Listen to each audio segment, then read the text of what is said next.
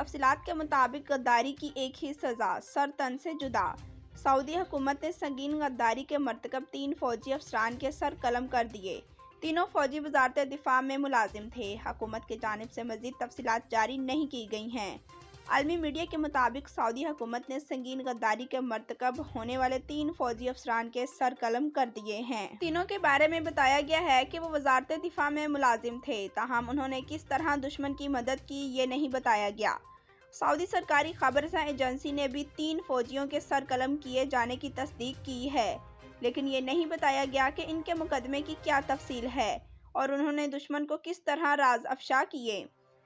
शाही तर्जुमान ने अपने बयान में कहा है कि सज़ा पाने वाले फौजियों पर बाकायदा मुकदमा चलाया गया, जिसमें इनका जुर्म साबित हुआ और इन्हें मौत की सज़ा सुनाई गई। दूसरी जानिब ज़राए के दावा किया है कि फौजियों ने फौज और मुमलकत के अहम राज ईरान नवाज हौसियों को पहुंचाए थे। इस तरह वो रियासत और फौज के मफादात की खिलाफ वर्जी के मर्तकब हुए और इन्हें गद्दारी साबित होने पर मौत की सज़ा सुना दी गई।